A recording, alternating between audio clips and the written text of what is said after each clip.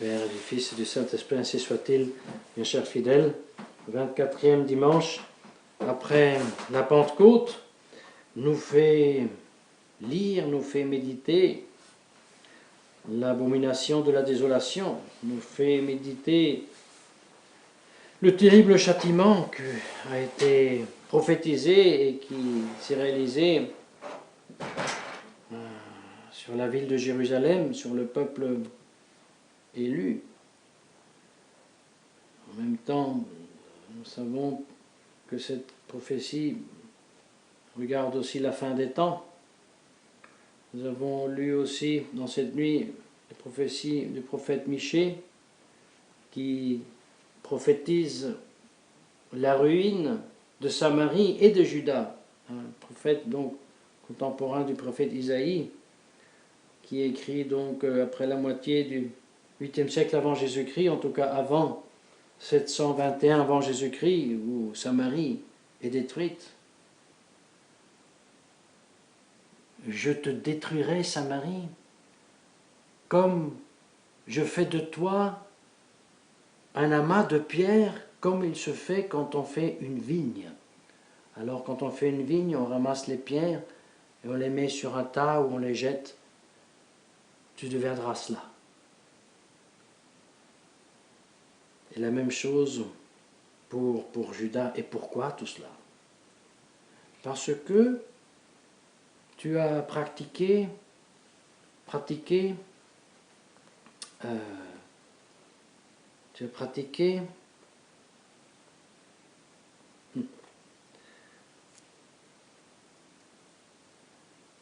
la fornication.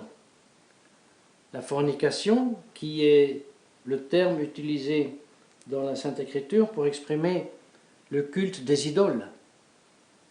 Mais, bien chers fidèles, les rois, même les rois de Juda, sont déportés, punis en Assyrie, en Babylonie. Pourquoi? Non pas parce que absolument et concrètement ils ont rendu le culte aux idoles. Ils l'ont toléré, pour le seul fait de les avoir tolérés. Et c'est cela, l'abomination de la désolation, c'est le culte des idoles. Saint Jérôme, cette nuit, nous l'explique ainsi. Et il dit qu'il y a plusieurs acceptations de ce terme, de l'abomination de la désolation, du culte des idoles. Et il dit ça peut être, d'une part, on peut comprendre par cela, par exemple, dit-il, l'image que Pilate a fait ériger de César au milieu du temple, ou alors, dit-il, existait jusqu'à nos temps, dit-il, Saint Jérôme, la statue équestre de l'empereur Adrien. Et ensuite, il dit, et bien chers fidèles, nous le répétons tous les ans, et nous le ferons tant qu'il nous sera possible, l'abomination de la désolation peut aussi s'entendre de tout dogme perverti. Et lorsque nous verrons dans les lieux saints, c'est-à-dire dans l'Église, ce dogme perverti se présenter comme Dieu, alors nous devons fuir de la Judée au mont. Alors, après avoir abandonné la pravauté, pravitas, de la lettre judaïque, et là on ne parle pas de l'Ancien Testament, nous en reviendrons, eh bien nous devons nous approcher des monts éternels, desquels nous recevons une mirable lumière de Dieu, et rester dans nos maisons afin que nous ne puissions pas être versaillés par les javelots envenimés du diable, et non plus descendre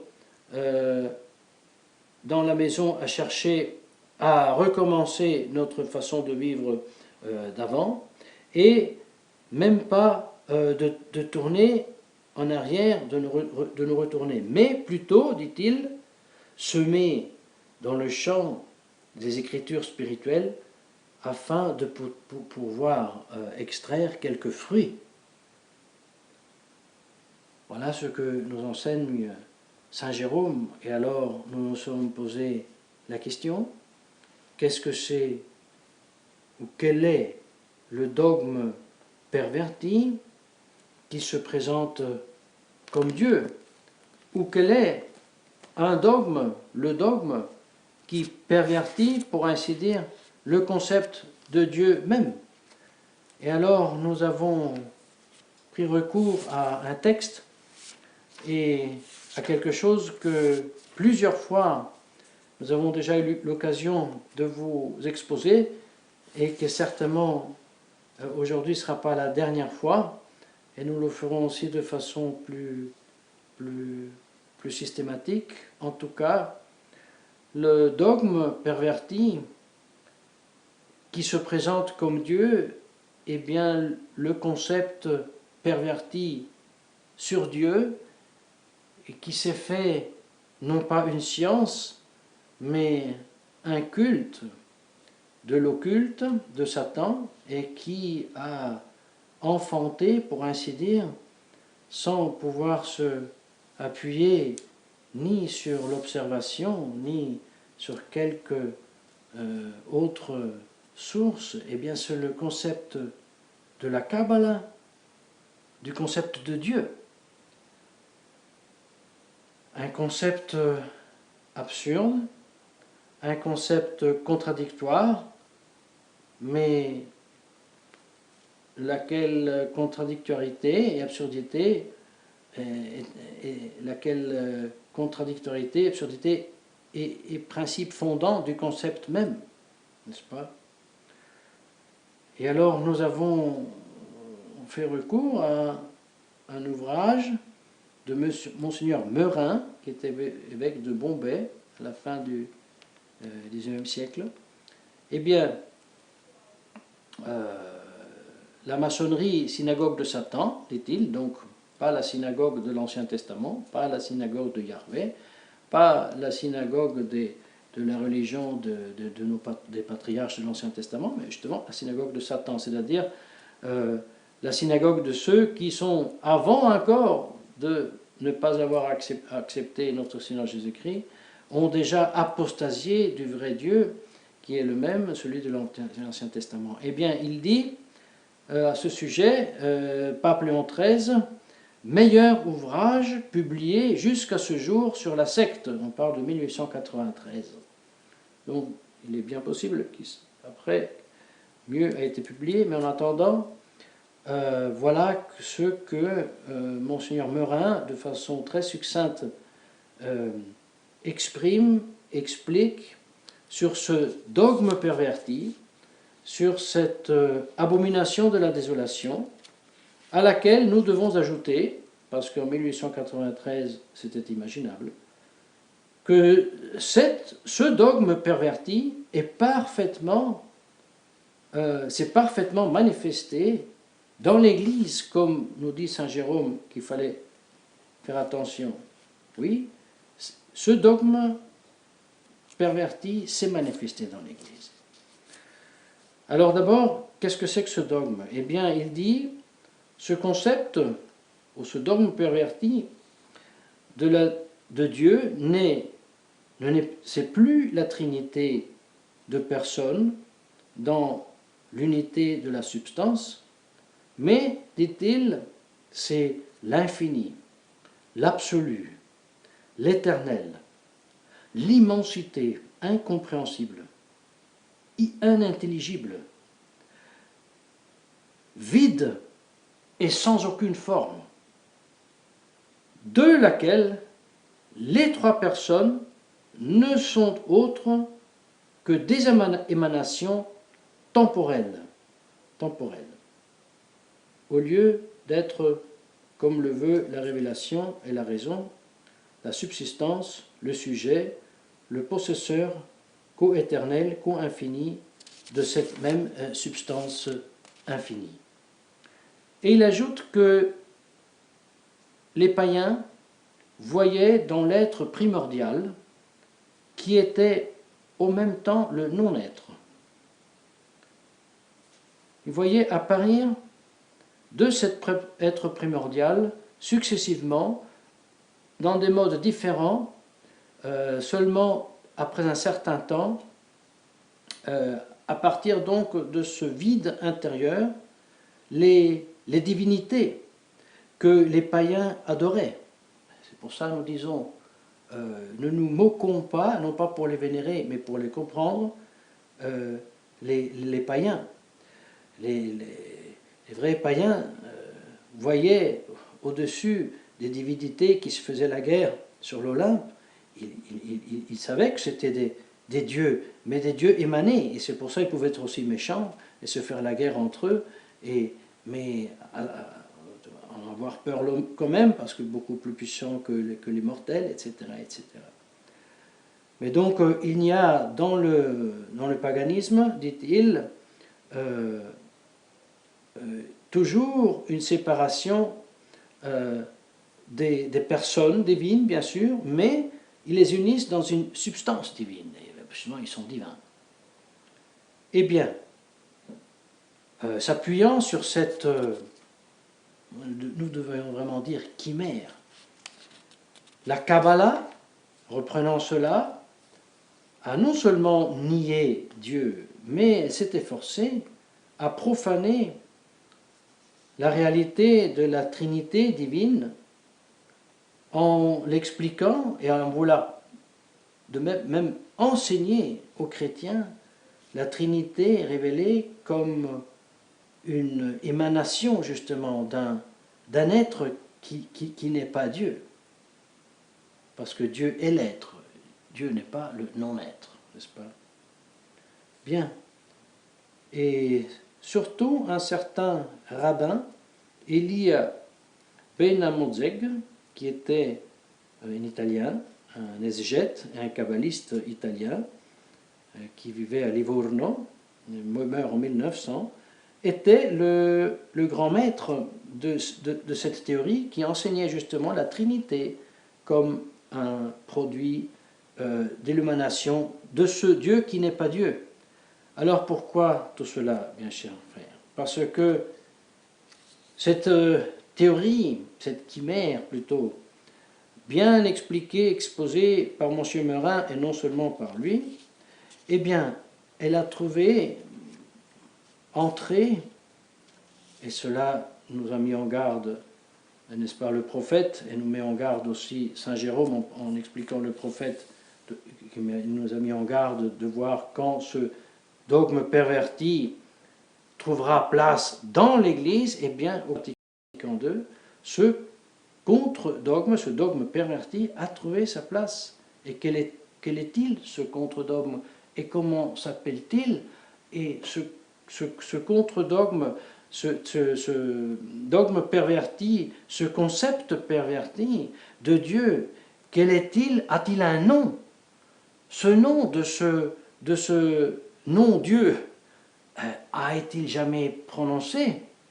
A-t-il jamais été octroyé? A été imposé aux soi-disant catholiques? Eh bien la réponse est oui. Oui. Et de ce faux Dieu qui n'est pas Dieu, et qui est justement ce Dieu de la Kabbalah, nous avons aussi déjà parlé. Le terme qui à nous est plus courant, c'est le fameux Dieu des trois religions monothéistes, n'est-ce pas? En Italie, vous prenez un livre des petites classes, première élémentaire, instruction religieuse, et vous voyez des beaux dessins, n'est-ce pas? Les trois religions monothéistes, et ces trois religions monothéistes, christianisme, judaïsme, islam, qui ont le même Dieu, un Dieu unique, n'est-ce pas? Voilà le faux Dieu. Voilà le dogme perverti. Eh bien, c'est un exemple. Ce concept est la réalité qu'on fait correspondre à ce concept, mais qui n'existe pas, eh bien, a un nom aussi très précis. Nous l'avons répété déjà souvent, mais même Cicéron, quand il parle des dieux, il fait référence à ce Dieu. Lui-même, il se réfère et il dit, je fais référence à la antique Stoa, n'est-ce pas? Et après Cicéron, tous les kabbalistiques, mais tous les gnostiques reprennent tous ce terminus. Et Cicéron fait une longue page où il explique comme ce Dieu a son siège pour la plante dans la racine, pour la fauve dans l'animus qui fait si qu'elle se jette sur sa victime pour le manger. Il dit pour l'homme, il a le siège dans le nous, dans la mens, qui n'est pas quelque chose d'individuel, mais c'est donc un esprit qui guide tout et auquel les individus, les hommes participent, mais ils ne l'ont pas en propre, n'est-ce pas? Eh bien, il a un nom, et il le donne ce nom. Et il le précise que ce nom n'est pas inventé par lui, mais celui de la Stoa. C'est l'esprit de guide, l'esprit chef. L'esprit chef, et il le dit, il écrit, il donne le terminus grec, n'est-ce pas? Hegemonikon, le chef, l'esprit de chef, hegemonikon pneuma, n'est-ce pas? Presque, peut-être nous enseignerons les savants du grec, c'est un pléonasme, peut presque dire cela. Mais traduit en latin, c'est spiritus principalis. Et le voilà imposé comme nouvelle divinité à l'occasion de nouveaux rites des consacrations épiscopales, à l'occasion du nouveau rite de la bénédiction des eaux pour le baptême. Et ce qui nous a beaucoup surpris, c'est que ce faux Dieu, au nom duquel un prêtre devrait devenir évêque, qu'il ne devient pas parce qu'on ne parle absolument pas de la plénitude du sacerdoce de Jésus-Christ qui lui est donné, eh bien, ce nouveau rite est imposé le 18 juin 1968 par Paul VI. Et le 30 juin successif, Paul VI fait sa fameuse profession de foi. Et dans cette profession de foi, avec l'excuse, l'explication qu'on veut parler d'une façon plus fluide du credo pour le mettre mieux à la compréhension des simples fidèles, eh bien on en vient parler de la Trinité. On en parler de Dieu. Et du coup, on découvre dans cette profession de foi un Dieu unique, parfaitement unique. Et avant d'expliquer la Trinité, Paul VI remercie ce Dieu unique parce qu'il y a beaucoup qui croient en lui, même s'ils n'acceptent pas la Trinité. Et il remercie le bon Dieu pour cela. Et ensuite, il ajoute que la surabondance et la consommation de ce Dieu, c'est qu'il est trois personnes. Alors, il est impossible de ne pas reconnaître non pas une distinction, mais une subordination de la Trinité à l'unité divine. Mes chers fidèles, c'est l'abomination de la désolation. Et ce qui est tellement triste, et ce qui a justifié de tels châtiments de la part de Dieu dans l'Ancien Testament, mais aussi dans le Nouveau, c'est que de telles réalités nous laissent complètement indifférents. Tout au plus, ça sollicite notre curiosité intellectuelle. Tout au plus, ça suscite de savantes disquisitions. Mais ça ne suscite pas la levée des fourches qu'avaient les Vendéens. C'est absolument pas. Ça nous laisse complètement tranquilles. comme si rien n'était. Et de cela, mes chers fidèles, nous devons avoir vraiment peur. Et c'est pour cela que l'Église aujourd'hui nous fait lire Saint Basile le Grand, lorsque vraiment on peut dire, vraiment, il nous réchauffe l'enfer de façon très, très marquante. Il nous met devant les yeux qu'est-ce que ça veut dire apparaître devant le juge. Il nous met devant les yeux qu'est-ce que ça veut dire descendre dans l'abîme où le feu brûle sans lumière mais sans jamais consumer. Il nous met dans l'abîme où le ver ronge et mange nos nerfs un par un sans jamais être rassasié et souffrir les plus grandes douleurs pour nous dire que ça c'est rien en comparaison avec la vergogne, le remords de l'âme qui n'a pas voulu accepter dans cette vie la grâce, l'amour du bon Dieu, qui n'a pas voulu prier, qui n'a pas voulu se confesser régulièrement, qui n'a pas voulu accéder à la sainte humanité du Christ et à sa divinité par le moyen des sacrements. Mes chers fidèles, tout ça, ça doit nous mettre en grande alerte. Ça doit d'une part nous guérir de la maladie qu'ont certains conservateurs traditionnalistes qui pensent devoir justement non pas fuir, mais retourner dans le temple, aller chercher quelques rituels, même quelques papiers, se faire attester par les adorateurs du non-Dieu, par les adorateurs de l'idole, se faire attester qu'ils sont catholiques. Parce qu'ils disent, si je vais là-bas, je me fais faire attester que je suis catholique, et si je me fais attester que je suis catholique, alors j'ai la juridiction, et alors je peux faire ceci, je peux faire cela. Mais c'est une absurdité, c'est une offense au bon Dieu. C'est justement l'esprit qui met la charrue avant les bœufs, l'esprit qui met l'analyse avant la perception de la réalité. C'est aussi une perversion.